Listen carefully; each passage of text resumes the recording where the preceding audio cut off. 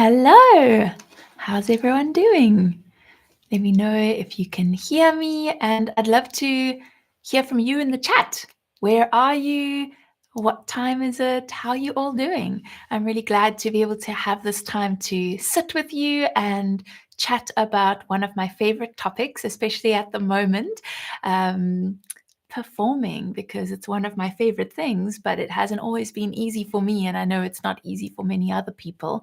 And I'm really hoping that through this little chat today, that you'll get some encouragement, and maybe some of your fears around performing will be challenged a little bit, or you'll get some answers and some help with things that have been holding you back with performing. Because I think harp music is so beautiful and we need more of it in the world. And some of us are just sitting there in our bedrooms and we'd like to be out there, but we have some fears holding us back from sharing our harp music with other people, which is such a valuable thing to do. It's not a requirement of playing the harp. You don't have to. I'm not forcing you. But if it's something that you would like to do, but there's something holding you back, some fears holding you back, that's what we're here for today. And I believe that these are things that can improve, that we can change. And I'm excited to help you talk through some of those things today. So I'm just going to check in with the chat and see who's here and what's happening. I see my sister Megan is watching from Croatia. Hi, Megan. And Ramil, are you still in Texas, Ramil? It's nice to have you here. And Katarina is watching on her way home. And Jembali from the Philippines. So cool. It's been a while since we've chatted. And Janie is watching from Canada, and Cackleberry Cottage from, that's a really cool name, Cackleberry Cottage. Watching from California, and Kathy from Massachusetts. A very big welcome to all of you, and anybody else who isn't in the chat yet. I'm very glad you're here, and maybe if you're watching the replay afterwards, that's also cool. So we're talking about performing today, and I really want to be able to help, because I know a lot of people have some fears holding you back. And the exciting thing is that this is also perfect timing, because if you might have not heard about this, but if you're wanting to go more in depth with getting some help with performing, we're about to start a 7-week program called Performance Breakthrough, where we want to help you share your harp music with courage, resilience, and joy. And so we're going to take people who attend that program on a 7-week process of learning everything they need to know to be well prepared and actually enjoy performing, which I think is not the case for many of us. It's just something that's so scary, and you either just avoid it or you kind of get through it and you feel a huge sense of relief that it's over. But we want you to be able to enjoy the process and have some freedom around it. So the sales are still open for that program, and it's going to be closing in a few hours. So for those who want to go more in depth, there's still that opportunity. But I'm also here to answer your questions, and I'm excited for today's chat as well. Good morning from Portland, Oregon, Monberger. And Fanny Marisu says, hi, I'm in New Brunswick too. Yay. 2 people from New Brunswick in Canada. Okay, so now is a good time to start writing out any questions you have. It might be a personal question or your personal story where you're at with performing and any fears that are holding you back.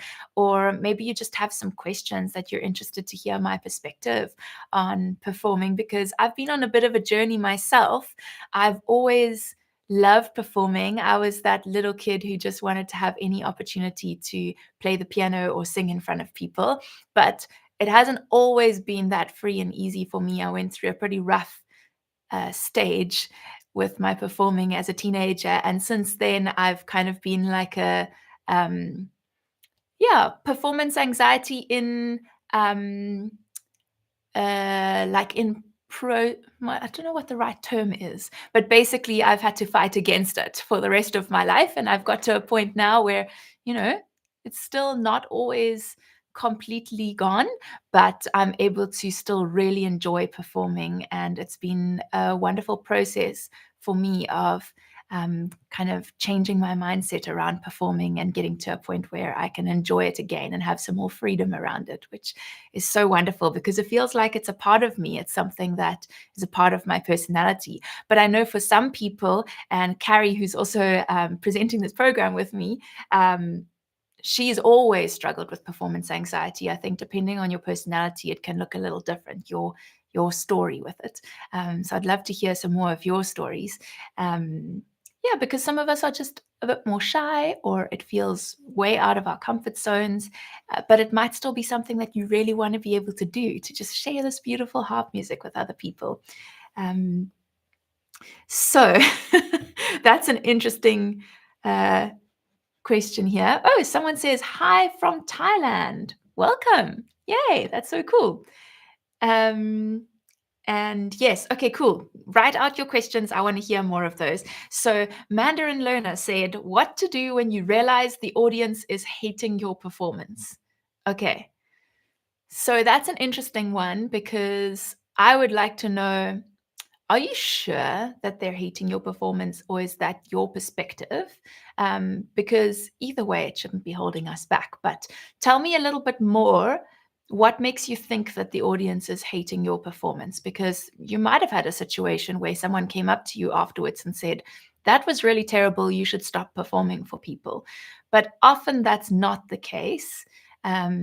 So, yeah, tell me a little bit more there, and we'll get back to answer that one. What is the best way to learn chords to play accompaniment songs? Okay, that's a bit of a different topic. I don't think that's so much about performing, which is the topic for today, but start simple is what I would say. Just start with a single note. Okay, Cackleberry Cottage says, a few years after I started playing, I was supposed to play a song at church. While I was practicing, before everyone came, the priest walked by and said I should stick to playing scales. That is a very hectic, horrible experience. I'm really sorry that happened to you, and the priest should not have said that. Ever since then, I've had a lot of anxiety about playing in public. Okay, so what is the message that goes through your head? Because often when we have anxiety about performing, there's kind of two different ways I think about performance anxiety. The one part is your body is giving a fight or flight response. And some people will have their bodies literally shaking, sweating, all of these things because your body thinks you're in danger. And it's possible that your mind could be completely calm. You feel fine about it. You have a positive attitude towards performing. But for some reason, your body just freaks out and thinks that there's danger. And we would address that in a slightly different way. But what you're talking about is someone said something to you, and it can be from an experience like what you've had, Cackleberry Cottage, or for some of us, it's just mindsets that have developed in a less obvious way over time, like maybe just from feeling like we need to be perfect, or from being judged just in life in general, and we start feeling this pressure, or like I'm not good enough, or yeah, you might have a bad experience of performing and you feel like that's going to happen again. And so then it's a mindset thing that we need to work around. So I would look at, what is the message that you've taken on from that experience. So in this case, you were told that you should stick to playing scales. Maybe when you want to perform, you're saying to yourself, I'm not good enough at playing pieces, or I shouldn't be playing pieces, or my playing is so bad because someone's told me I should just stick to playing scales. It's probably something like that, I would guess, that it's something around feeling not good enough. And then there's a process that you can go through. We don't have time to get into it in depth, but I'm actually going to be teaching on that in the first session tonight in the program, about breaking down those messages that we've taken on and replacing them, or like kind of figuring out, where did it come from? and what is that message, breaking it down, and then replacing it with something that um, is going to be helpful and encouraging to you. So I guess the short version, there's a whole long journey that I'm going to take people through tonight, and I'm quite excited because so many of us struggle with perfectionism and yeah, lots of different fear messages. But the short answer I would say for you is, can you figure out what is that message I've been saying to myself, and maybe chat to somebody about it, because often someone who loves us will help us to realize that these things are not true or not helpful. And then, is there something that I can say to myself instead? So if it's like, I'm not good enough, it could be, I don't have to be perfect. I'm doing this anyway. Or performing is so important to me. I'm going to do it even if some people think that I'm not good. Or, like, those weren't very good ones. You maybe need to take a little bit more time to think of a better thing to tell yourself, but something encouraging that you can say to yourself instead of rehearsing these fear messages over and over. I want to see what else people are saying. People start leaving and no applause. Okay, that's really difficult. Yeah. Okay. So that was Mandarin Learner saying, what do you do when the audience is hating your performance? So there's a couple of ways that I would approach this. The one way is to look in just a practical way. If people honestly are leaving and not giving an applause, it is possible that you could do something different that might suit that audience better. So maybe your song choice can be looked at. Um, People really love hearing songs that they recognize or styles of music that they like. So if you really want to be performing in that particular environment, then maybe that's something you could look at. Another thing is, it could be that the harp is a wrong fit, and it's not about you and the way you're playing the harp. I've played in a couple of settings where people just carried on talking and didn't listen to me. And when a band played, everybody loved it. And I think maybe people were just they were just in the mood for upbeat music. And my peaceful harp playing with my sweet singing was not a right fit for that setting, or it wasn't what people were looking for. And so I just had to and I didn't get invited back to play at that same place. So maybe it's a similar thing to what you were experiencing. And that doesn't necessarily mean that I'm terrible at playing the harp or that people hate the way I play. It could just be that it was a wrong fit. Um, and another thing is that sometimes you are in a situation where it's just a group of judgmental people and they don't deserve to hear your harp playing. Because even if your harp playing isn't perfect, it's really valuable to share with people. And even imperfect harp playing is really beautiful. And I think it can be really encouraging for people to see someone being brave and performing even though it's scary. And that is something that can really add value to the right audience. So if people are truly judging you and hating your performance, I would stop playing for those people and I would choose somewhere else to play, because I would say that it's not that your playing is so terrible that it's absolutely not worth anybody hearing it. Maybe it just needs to be a better fit with the environment. And in the meantime, of course, you can carry on learning and work on your playing. Look at how you're practicing to make sure that your playing is as fluent as possible. Learn some things about performance anxiety so that you can bring your best self to that performance. But ultimately, most audiences are really kind and supportive of a harpist playing, even if they're scared. And if that's not the case with the audience you're performing for, then I think they don't deserve to hear you. That's my opinion. It's not you, it's them. um, okay, there we go. Rumiel saying, you're perfect the way you are. How do you work out all the logistics of performing, like where to perform, and if it's paid, how much to charge? Okay, so where to perform, I think you can do some Googling and look at ideas of where to perform. I have, like, in the program that we're about to do, we actually have a bonus where, let me see what it is. discover 40 plus places to play your harp no matter where you live.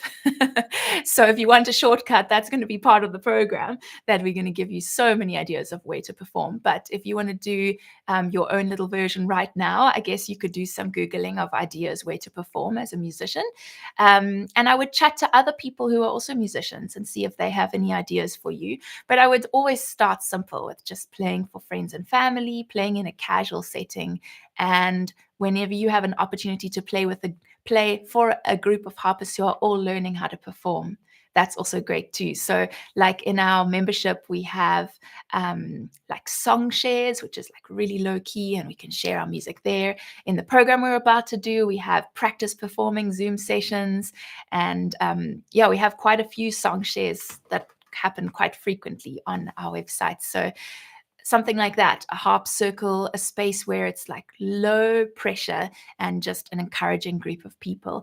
Some people have found gatherings where it's groups of all different types of musicians. That's also nice to play. And if you want to work out how much to charge, uh, I would say to chat to other musicians in your area, because it is going to be different depending on where you live. And usually harp is more expensive because it's rare. So I would look at what other instruments are charging. And if you feel like you are just getting started, I would rather volunteer for a while until you feel like you are ready to charge. And then I would make sure that you're charging properly, because if you charge a really small amount compared to other musicians, then you're actually undercutting the professionals. And yeah, I think you're also undervaluing yourself. So I would be careful not to charge a tiny, tiny, tiny amount, because it can start to feel like you're selling your soul. I would rather volunteer and just do it out of abundance until you feel like you have a product that is worth charging a decent amount for. So Katerina said, I think when we're anxious, we're more likely to believe critical voices. Sometimes people are just a Grinch and the criticism is not personal or objectively true. Yeah, so we have to be careful of not taking on things and just accepting them and believing that they're true. We need to like maybe have a discussion with somebody who loves you and believes the best in you, and talk to them and see if you can look at the comment objectively and see, is there something I need to learn from this? But let go the parts that are just unhelpful and just mean, because that does happen sometimes. When I started to play harp, I started from a deep love of music, and really, I do not care for others. I just play for my soul. If someone is enjoying, it is okay. Harp is my therapy and my joy. Yeah, so for some people, there is no desire to perform. You just want to play for yourself, and that's okay. I'm not saying that you have to perform, but my my passion is for people who maybe you think that you don't have a desire to perform, but it's actually because you had a bad experience, or there's a lot of fear surrounding the idea, and actually deep down you really would like to perform, or there's a dream of doing it one day but you just feel like you're not ready. And yeah, I just want to make sure that when you do want to, that you have everything you need to be able to perform and to enjoy it. Like maybe, for example, you want to be able to play your mom's favorite song for her birthday. And that just feels like something so special that you would love to be able to do, but you are just absolutely terrified.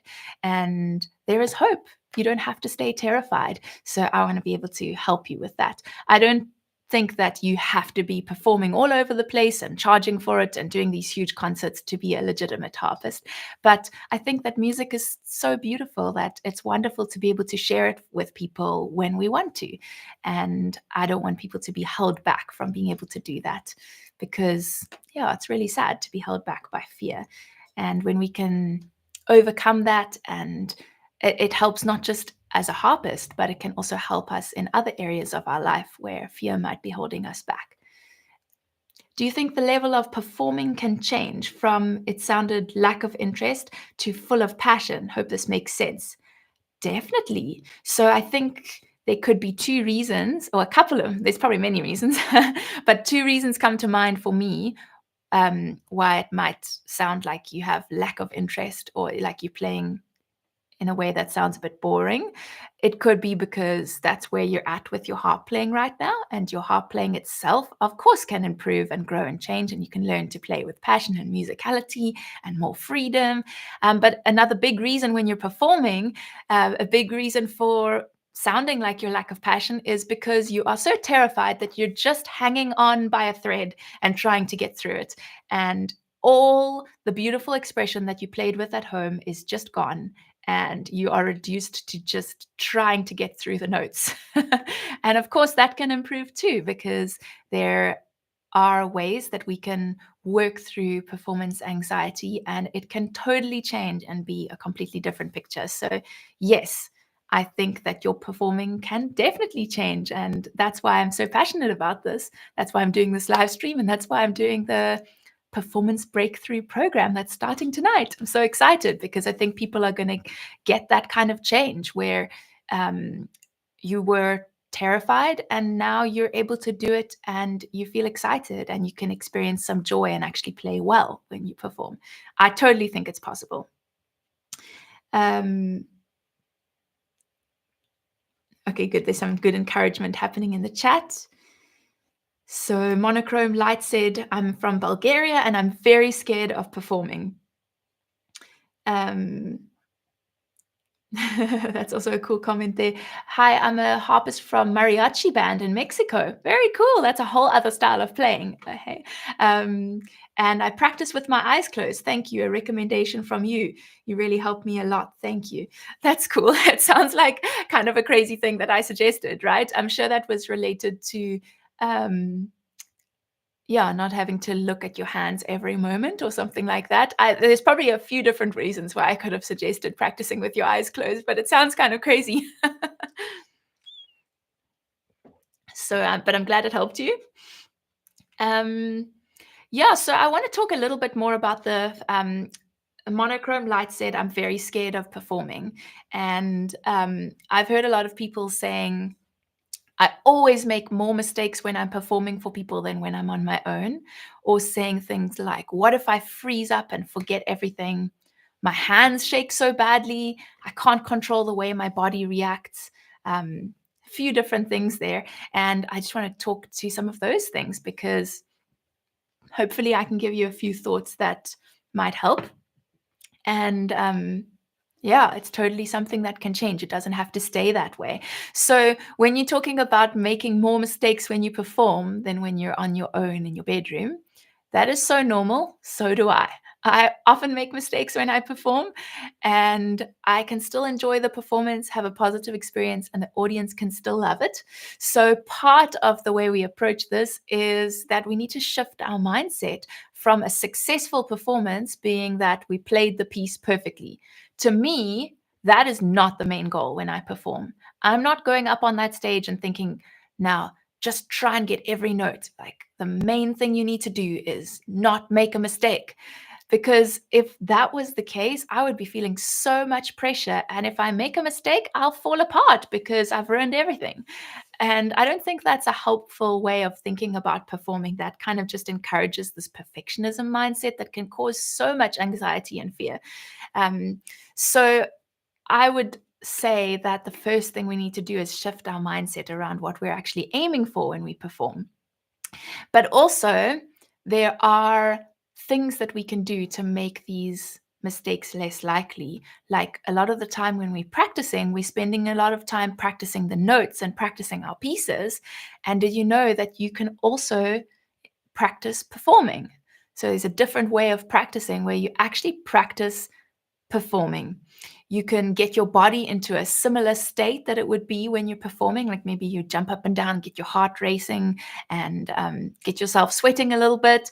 And then you practice playing your piece from beginning to end without stopping, just like you would in a performance. So things like that, not just practicing when you're super calm. And there's a whole lot of things that we're going to be recommending and taking people through in our performance breakthrough program to help you learn how to actually practice performing. And there's also ways that you can train your brain to be calmer and not panic, because that's something that is really scary when you suddenly have this, your brain just freezes and you forget everything. Um, so there's ways that you can prepare yourself for a performance so that that is less likely to happen. Um, like you can do mental rehearsal.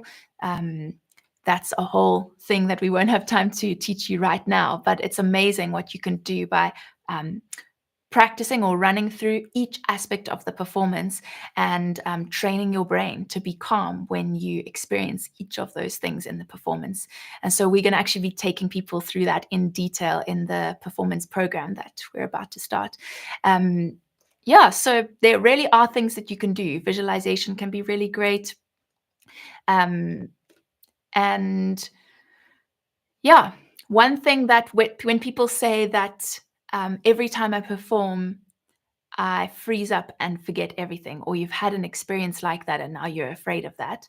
The other thing is that when you're telling yourself that, I'm afraid I'm going to freeze up and forget everything, and you're saying that to yourself over and over, what you're actually doing is your brain is practicing and preparing to freeze up and forget everything, because you keep on telling yourself that's what's going to happen.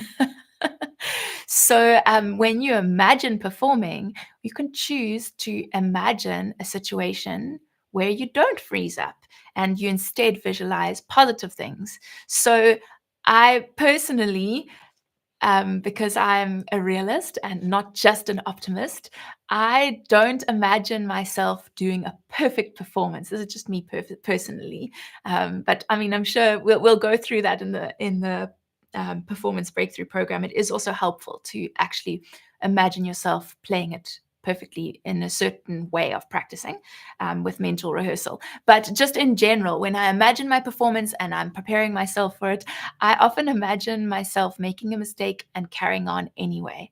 And the performance is still great, even though I made a mistake. Maybe that's why I make mistakes quite often. But what it does for me is it frees me up from the pressure to perform perfectly. So I still practice thoroughly, and I still want to make sure that I am able to play my pieces really well. And that doesn't take away from the fact that you need to put in the hard work to be well prepared for your performance. But I don't want to put all my hope into everything going perfectly, and if it doesn't, then I freeze up. So I like to imagine that I can continue anyway, and it will still be great, and I'll still have fun, and the audience will still love it, because a lot of the time that's what happens. Um, yes, someone whose name is Prophetic Glory said, "Sorry, I'm off topic, but are you South African?" Yes, I am. I'm from Cape Town. I'm in Cape Town right now, actually. You probably recognized the accent and you were like, am I hearing right? So I just want to catch up a little bit with the comments. So, my sister Megan said, by the way, if you're interested in the program Chris Zealand's talking about, the link is in the caption. Yes, so there's still some time to join if you would like to. I'm really excited to help you more in depth. And oh, yes, Katerina's saying, wear the shoes you're going to wear during the performance. Many of us practice in bare feet or socks, and wearing shoes throws off your position. So there's lots of different things that could be different when you perform, and it's a good idea to practice doing all those things when you're practicing, like even having your harp in a different spot, because sometimes just having different things behind the strings can set us off as well. Or maybe if you're going to be on a stage and there's bright lights shining in your eyes, you might want to practice that kind of situation. Richard S. says, you could imagine many people would be watching your performance. And by the way, look at what professional musicians do when they make a mistake. They continue to play and don't bother. Healthy. So for the program, I knew I had to find somewhere to play in front of an audience, but wanted something low pressure. I decided to talk to the music teacher at our elementary public school. Yeah, so with this performance program, each person is just going to do what they feel ready for. So if you feel like performing is absolutely terrifying and you just want to be able to learn, and any pressure to perform is going to completely put you off and make you not want to join the program, we're not going to force you to do anything that you're not ready for.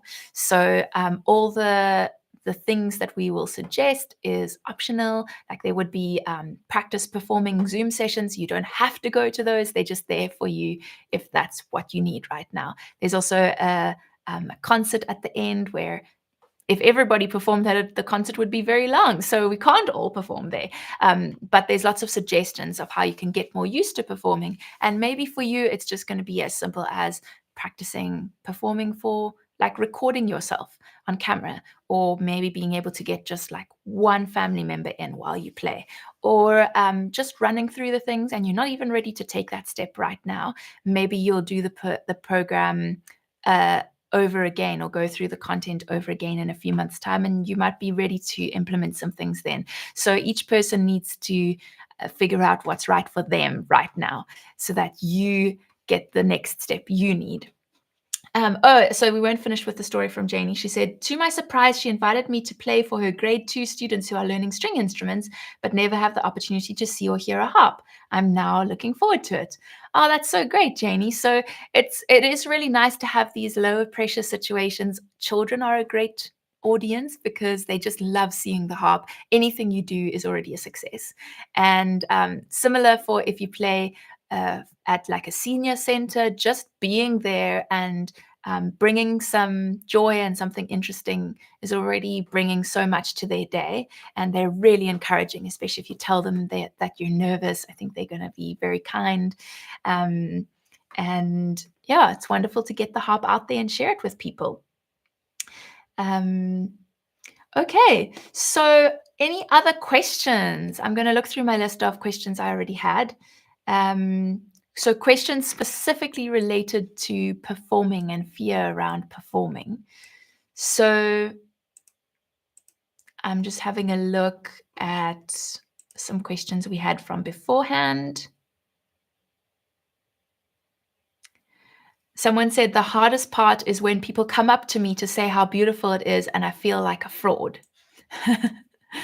Oh, yeah. So that's the thing is, even when we don't play perfectly, people still love it. And they often will come up to us afterwards and say, that was so beautiful. I enjoyed it so much. And if you are feeling the pressure to play perfectly and like you failed, it can be really hard to listen to people being so kind and encouraging you and being really positive when inside you're just feeling like you want the ground to swallow you up and you just wish you weren't even there. So I think that just shows that there's some things going on in your mindset that, like some shame messages, some fear, or some judgment of yourself. And those are things that I would encourage you to work through. So you could start simple with what I recommended earlier, where you write down what are the messages that, like the fear messages that you're telling yourself, and see if you can think of things to replace those messages, to tell yourself instead, and have a chat to somebody who knows you really well, who can talk about whether the horrible things that you're saying to yourself, which happens to all of us, are those things really true? Are they really helpful? But there's a whole process you can go through with that I'm going to be taking people through tonight, and when the performance breakthrough program starts. So maybe if you feel like now is the time I really want to make a big change with these things, then I would encourage you to join us, because we've had a lot of people sign up already, and there's some great chat happening in the classmates group, people telling their stories and where they're at and encouraging each other, and some people who have been feeling really afraid about performing, but they're ready to make a change. And so I'm really excited to go into more depth and give people everything they need to be able to perform confidently. Okay, there's some practical questions coming now. Paloma said, how many credits do you need to take the course? So you can pay with US dollars, or you can pay with credits. If you're a member of our website, it would be 8 credits for the whole program, but you can also pay with whatever credits you have and then pay the rest with US dollars. So it can be a combination of credits or credits and dollars. Paloma says, does your husband give you performance feedback? Yes, he does. And sometimes I need his perspective to help me when I've made a really big mistake. I'm going to be telling a story about that later tonight. But I also have those moments where I'm like, oh my goodness, that was that was a pretty embarrassing mistake. And then I chat to him, and he's obviously heard the mistake. But it's really helpful to talk to somebody who loves you, because they are going to keep loving you even if you make a complete fool of yourself. And that's always a good reminder that making mistakes in a performance doesn't make you less valuable as a person. It's not going to make the people who love you any less. And so it's really helpful.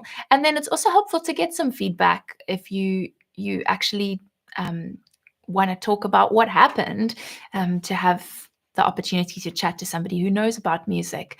But you have to be in the mindset where you're willing and ready to take feedback. Sometimes if people are trying to give you feedback and you just want them to tell you that you're not a rubbish person for making mistakes, then you're not necessarily in the right mindset for hearing that feedback yet.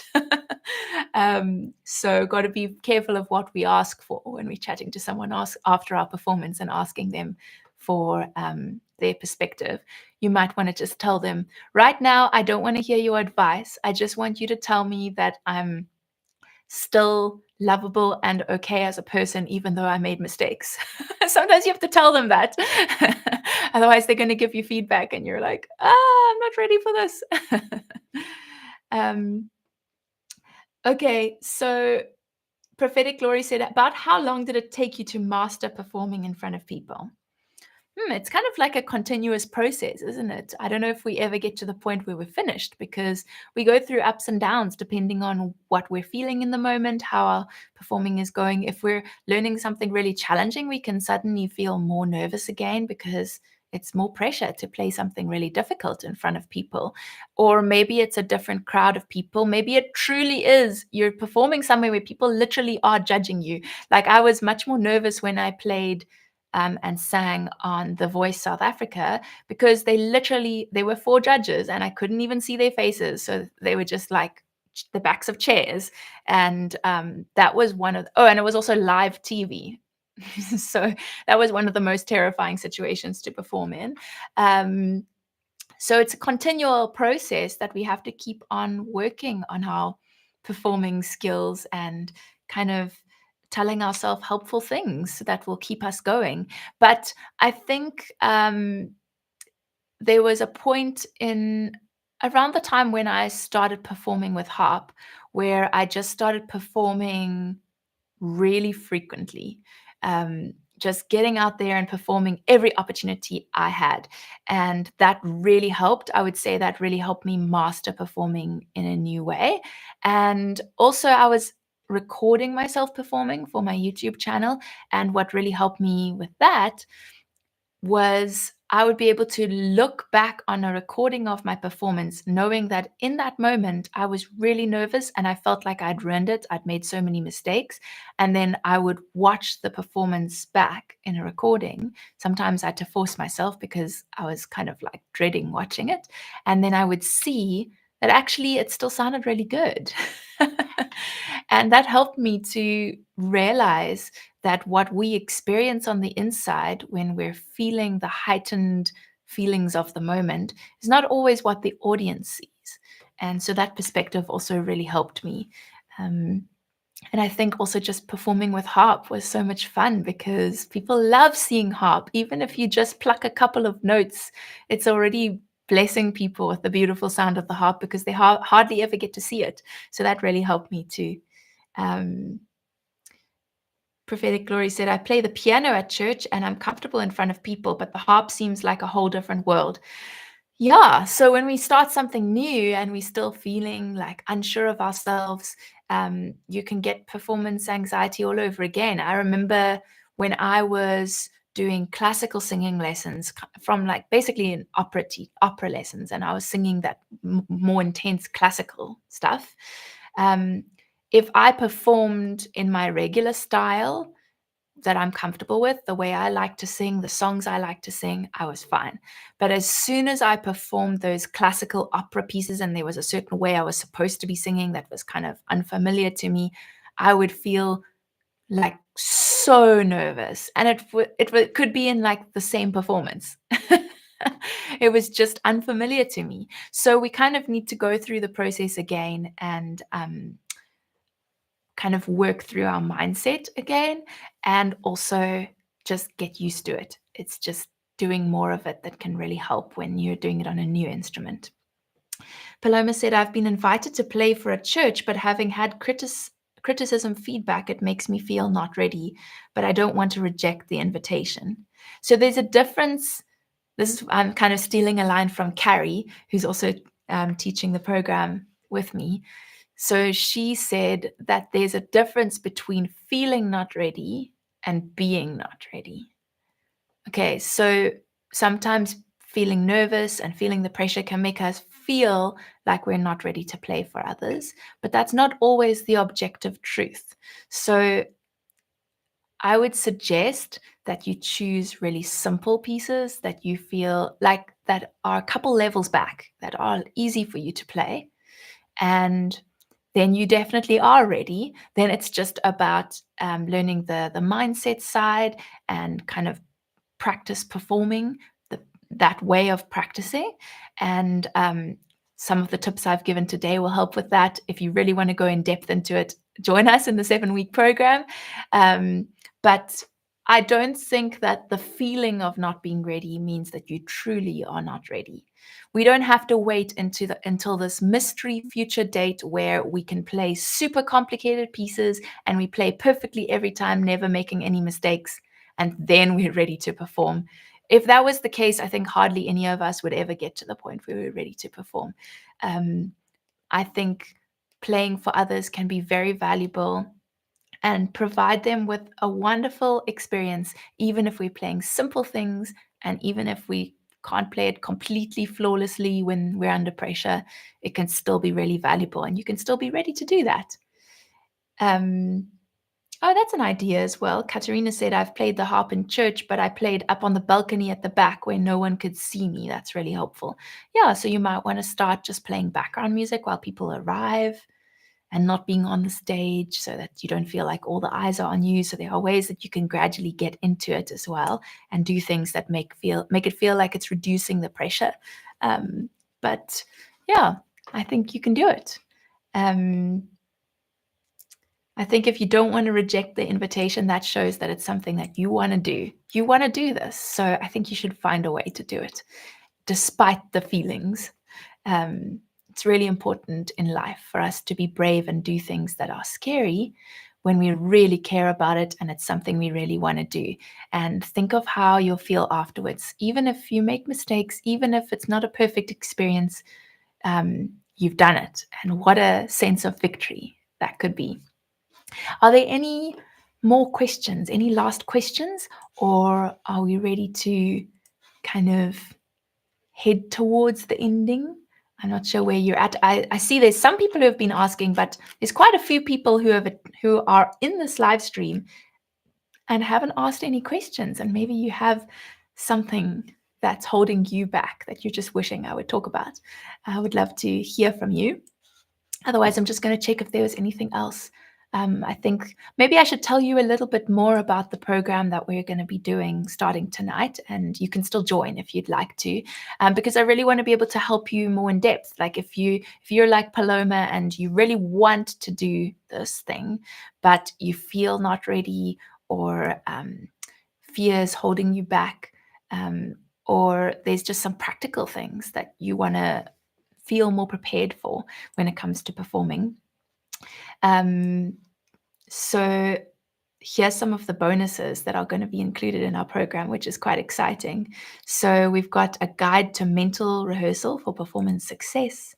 We've got a pre-performance routine, steps to calm your nerves and boost confidence. We've got a resilience strategy, handling mistakes and mishaps with grace. So there are ways we can prepare for making mistakes and still carrying on, and it's still okay. How to tailor your set list for every session. So that's some help with how do you actually prepare and choose the songs to be right for the setting. And I spoke earlier about 40 plus places to play your harp no matter where you live.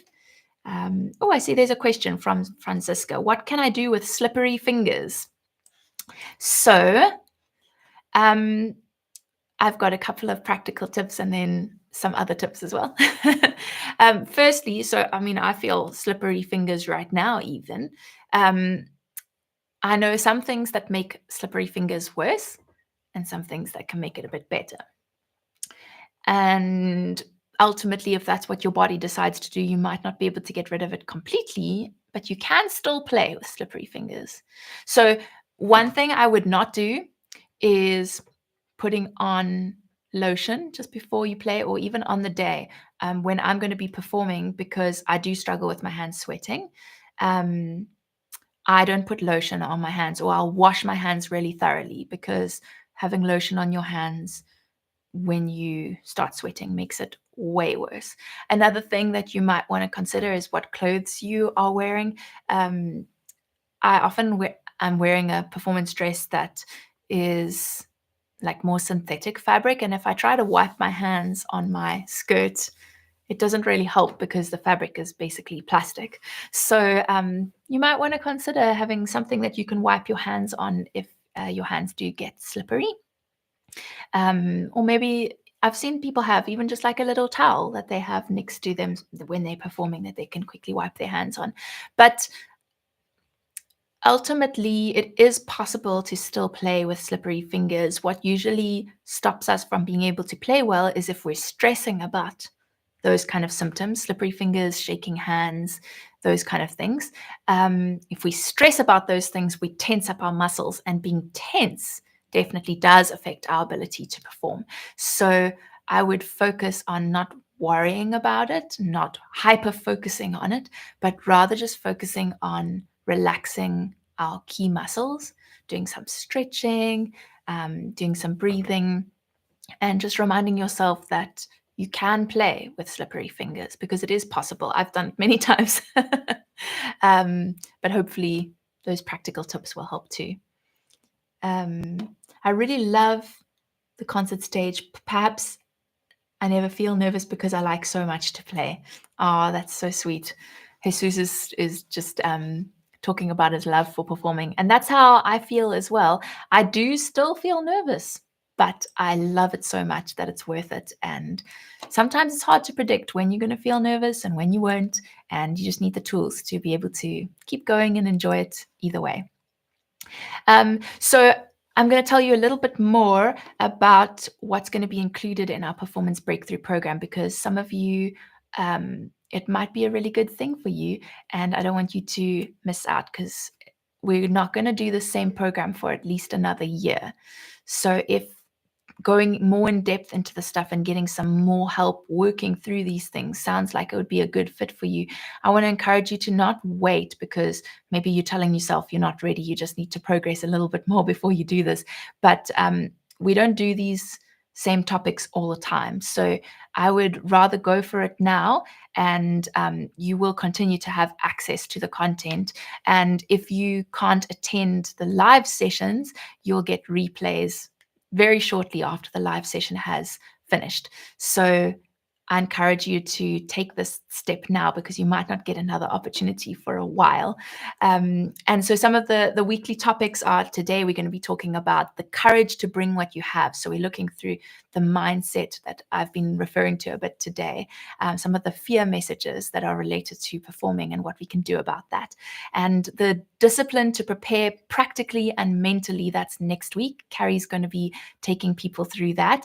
And that's also around like practicing performing, not just practicing the notes. What can we do to prepare ourselves practically and mentally so that we actually are more ready to perform?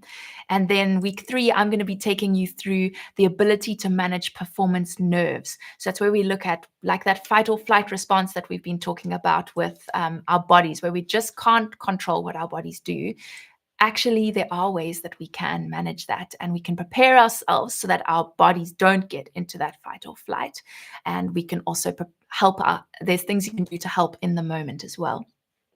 And then the week 4 is the resilience that comes from an on the day strategy. So what do we do on the day to set ourselves up for success? Then week 5 is looking at your repertoire. How do you choose what songs to perform for different settings and making sure that it's at the right level and all of those things. Then practical tips and tricks for performing. So that's all those practical things. Someone said, what about all the practical things that I don't know about, like how to move your harp, like transport your harp to the venue, or I'm not really thinking of other practical things right now. Can anyone else think of? Carrie's doing that week, so that's why nothing's coming to mind for me right now. But lots of practical tips and tricks there. And then in week 7, optional to take part in our final concert. And then in January, we're going to do a celebration week where we all kind of come back together after the Christmas season, and we talk about, have we had the opportunity to share our harp music with other people since the program? We encourage each other to keep going. We kind of report back on how things have changed for us. So I'm really excited. I think it's going to be a wonderful process to go on together, and we've already got people like chatting about it in the classmates group and encouraging each other, and they just can't wait to see the breakthrough they're going to get from this program. So yeah, if this sounds familiar to you, you wish you could play as well for others as you're able to alone. You know, that's a very common thing that we usually can't. It feels kind of humiliating to make these terrible mistakes, or you have your mind go blank, and you could play the same song perfectly yesterday. Or maybe you'd love to share harp music with other people at Christmas, but you've had bad experiences and you're terrified to put yourself out there again. Or maybe you just never feel ready. You never feel good enough. You never feel prepared enough.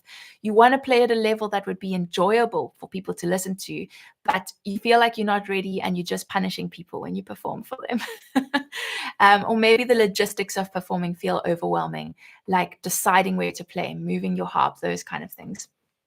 Then this program that we're starting tonight would be, well, it's tonight for me. It's morning, afternoon, depending where you are in the world. And yeah, that's going to be just the right thing for you. And if you do this program and you feel like you haven't got everything you need to help you learn to perform with your harp, we'll give you a full refund. There's a money back guarantee. That's how confident we are, and we really want you to experience success. So if you are just wanting to gain that confidence in your harp playing and be able to share your music with joy, and also other areas of your life, you just feel like you need this freedom from all this anxiety and stress to be perfect and do things perfectly, and you feel like you're never good enough, I think you're really going to benefit from this. Let me just check in with the chat. Someone's saying that they're watching from Singapore, Lynn20. Hello, everyone. Hi, Christy Lynn. Good to see you live. Are there any final questions, either about the Performance Breakthrough program that's starting tonight or just around fear of performing? Okay, Paloma said that, is there tech help? I'm not able to register. Well, I'm so excited you've decided to join us, because I really want to help you with this, because it sounded like you've been invited to play for church and you really want to do it. We want to help you. So if you have any tech problems or any struggles with registering, then just send us an email at hello@learningtheharp.com and we'll sort you out. We'll help you. We'll get you there.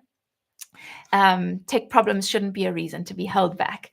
And we've got the amazing Glenda, who is in our inbox helping people with stuff all the time. Because as harpists, for a lot of us, tech stuff is not our biggest strength. I don't know what it is about harpists and feeling a little bit overwhelmed by technology. It seems to go hand in hand sometimes, but that's okay. That's why we've got help, and that's why we've got Glenda in the inbox. And we just want you to email us whenever you're struggling with things like that. Okay, so I think that is it for today. And I hope that it was encouraging for you. If you joined partway through, I wasn't only talking about the program, that was just towards the end. I also gave some really helpful practical tips in response to people's questions. So if you didn't hear those things, then I suggest that as soon as we finish this live, you rewind and re-listen to some of it, because maybe some of those questions resonate with you and you'd like the help. Katerina said, I'm now imagining Glenda as an elf living in a magic post box. Yes, Glenda lives in the inbox and she just helps everybody. She's wonderful. um, Marsha says, how do you handle the pressure of people singing along with your performance like Christmas carols? It makes me nervous to keep up with their singing. Oh, yeah, man. Well, one thing is, it would be nice if you could have a monitor. You know, when you're on stage, you have a monitor or in ears. There's usually a way for you to hear yourself coming through the speakers. Just ask them to make that a little louder if you're worried about the people singing and that distracting you. So that's a practical tip. But another thing is, if you're going to play for a place where you know that people are going to sing along, it often happens at like senior centers. I would suggest that you prepare for that and you actually just play from chords. It's much easier than playing the melody. And you play from chords and you get them to sing the melody, at least for a few songs. And so then you could say, we're going to do 2 songs where I want all of you to sing. And then I'm going to play 3 songs where you need to keep quiet and just close your eyes, relax, and listen to me playing. And so tell them what to do. Tell them to keep quiet if you don't want them to sing. But then also give them an opportunity to sing for some of the songs, or maybe one where you're really confident and it's very easy for you, because it's nice for them to sing along, but it's not always appropriate. So I think sometimes you can tell people when they should sing along and when they shouldn't. Oh, Marsha says, even in my living room, lol. That is very annoying when you're practicing something and because when you're practicing, you often do a small section and then you stop and then you do it again. And it's really annoying when the person keeps on singing and you want to go back and play the same thing. My husband does that sometimes. Like, keep quiet, I'm trying to practice. Sometimes you got to tell people what you want and what you don't want. Okay. Oh, Glenda's replying to Katerina now. Oh, that is funny. Okay. Well, I hope you were encouraged today. I'm sending lots of love to you. Be brave and perform even when you don't feel ready, even if you're not going to be perfect, because that's not what it's about. It's really wonderful to just be able to share your harp music with people, and it gets easier the more you do it. If you need some more help, join us in the program. Otherwise, I'll see you again, and hopefully I'll do another live stream soon because this was fun. I'm sending lots of love to all of you. Thanks for joining us. Bye.